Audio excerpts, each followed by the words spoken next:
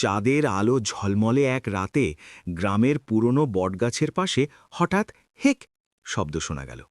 ওটা ছিল গাবু ভূত। গাবু একটু অদ্ভুত ভূত। সে মানুষের মতো ভয় দেখায় না, বরং হাসায়। সেদিন সে ভুল করে ভূতের শরবত বেশি খেয়ে ফেলেছিল। এই শরবত খেলে ভূতেরা একটু টলমল করে আর বেশি হাসে। গাবু টলতে টলতে বলল, আরে চাঁদটা দুইটা কেন দেখছি? হিক!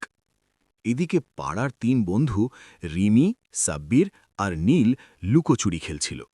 তারা গাবুকে দেখে প্রথমে একটু ভয় পেলেও বুঝল এই ভূতটা ভয়ের না, বরং মজার।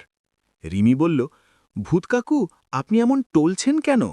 গাবু মাথা চুলকে বলল, ভূতের শরবত একটু বেশি খেয়ে ফেলেছি, এখন সব কিছু নাচছে মনে হচ্ছে।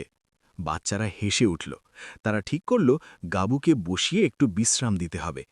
নীল একটা বড় পাতা এনে পাখার মতো বাতাস করতে লাগল। সাব্বির বলল, চলুন আমরা সবাই মিলে একটা খেলা খেলি। আপনি আমাদের ধরবেন, তবে দৌড়তে পারবেন না, শুধু ভেসে ভেসে ধরবেন। গাবু খুশি হয়ে রাজি হল, কিন্তু সে যখন ভেসে উঠল তখন উল্টো দিকে চলে গেল। আরে, আমি তো ভুল দিকে যাচ্ছি। সবাই হেসে গড়াগড়ি খেতে লাগল। কিছুক্ষণ পর গাবুর মাথা ঠান্ডা হল। সে বুঝল বেশি শরবত খাওয়া ঠিক না। সে বলল, আজ থেকে আমি মাত্র ১ গ্লাস শরবত খাব, বেশি খেলেই গোলমাল। রিমি বলল, আমরাও বেশি চকলেট খাব না। তারপর সবাই মিলে চাঁদের আলোয় গোল হয়ে বসে গান গাইল। গাবু তাদের জন্য আকাশের রঙিন আলো বানিয়ে ছোট্ট আতশবাজির মতো ঝলক দেখাল।